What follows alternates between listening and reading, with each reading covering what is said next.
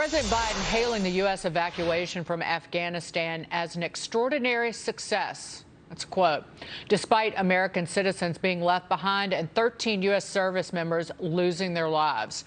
And now the Taliban and its supporters are parading through the streets, hoisting fake caskets in celebration of those American lives lost. That's in Khost, Afghanistan.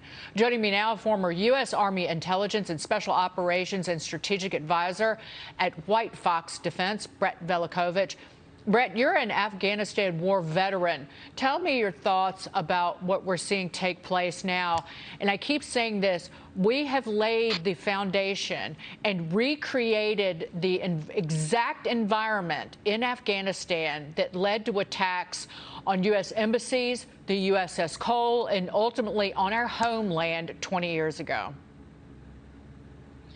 Well, good morning, Dig. And I mean, look, you couldn't have summed it up better when you said the Biden administration's new slogan should be, we only leave 10% of our Americans behind on the battlefield. I mean, in what world do we live in when leaving even a single American there, who wants to get out is success? I mean, have you ever in the history of our country heard of a situation where we've knowingly left Americans behind who needed our help in a war zone? And to take a victory lap on this, quote, extraordinary success of these airlifts is just a disgrace. I mean, this administration is so obsessed with scoring political points and saving face during this mess instead of doing their job to protect our citizens. And even during this recent press conference, he keeps talking about these unanimous recommendations that he received from his military advisors to keep this August 31st deadline and leave Americans home. I mean, I don't know one military soldier or one military commander who would ever say it's okay to leave Americans behind, not one. And so who is really advising him? Are these the same people who made the unanimous recommendation that assumed the Afghan forces would lay down their arms and that they could fight the Taliban? Are these the same advisors who said they weren't warned by veterans and members of the intel community who said this exact scenario would happen? I mean, this is just a disgrace. And this isn't the end. It's just the beginning. Just because this last military plane left in Afghanistan doesn't mean this isn't over and that the country isn't going to descend further into chaos. Talk about the future terror risk and how we fight that. You hear the phrase repeated over and over again by Biden and people in his administration, the over-the-horizon capabilities, the drone strikes over the weekend, that was related to that. But again, when we do not have eyes and ears on the ground in Afghanistan, we don't have a CAA presence there. Talk about how quickly we will start to see terror attacks again. It's not if, but when. Look, this is starting. It's starting up now, and this administration wants this to go away. They want to wake up and act like all the threats that we face over there are just going to disappear, and that's just not the case. There's a lot of threats we face over there. There are very disastrous and real consequences to us leaving the region. And look, I don't want a massive presence in Afghanistan. That's not what I'm saying. I did 7 combat tours of duty between Iraq and Afghanistan. I've seen enough war for multiple lifetimes. I'm not going to say we need a ground war, but again, we face a lot of threats. And by letting our guard down and allowing the groups like the Taliban and ISIS-K and the Khani Network and Al-Qaeda to regroup and remain unchecked is very, very risky, very dangerous. And now we've lost a lot of our intelligence capability. We've removed our eyes and ears on the ground. We've removed a major counterterrorism capability from one of the most important regions of the world. It's not just about Afghanistan. It's about the entire region. And while these drone strikes are great, in a way, you still need people on the ground to confirm and deny this information. You can't just do it all from the air.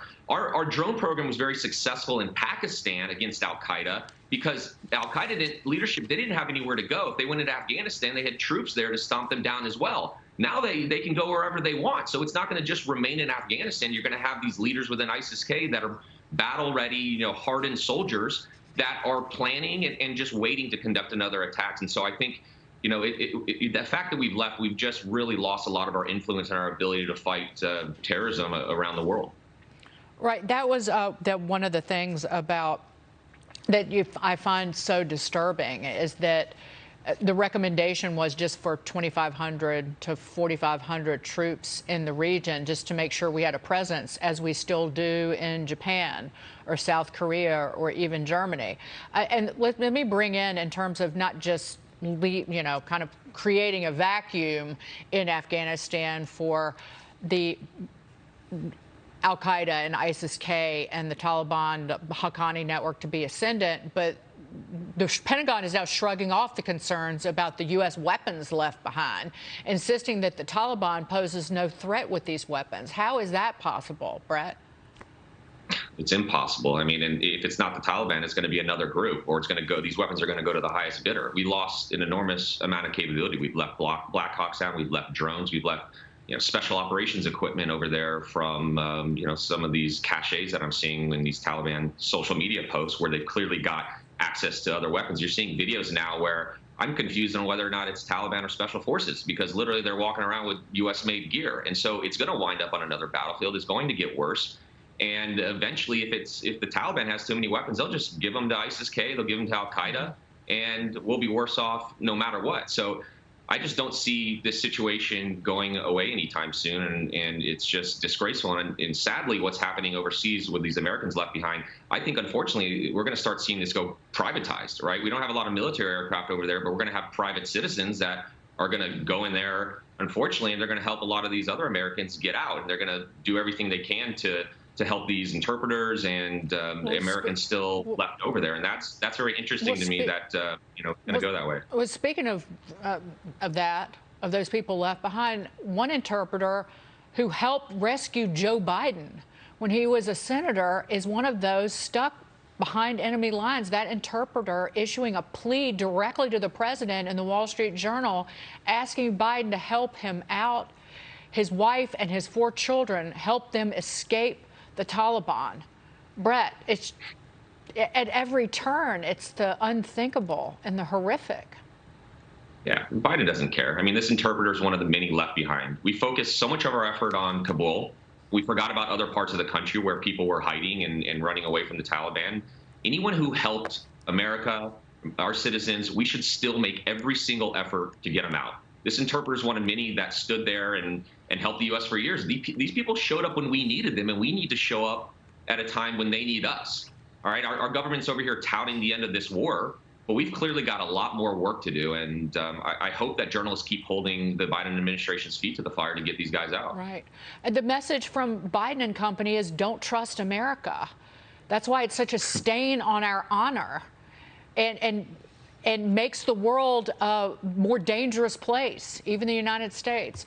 Brett Velikovich, thank you so much for being here this morning. Thank you, Dagan.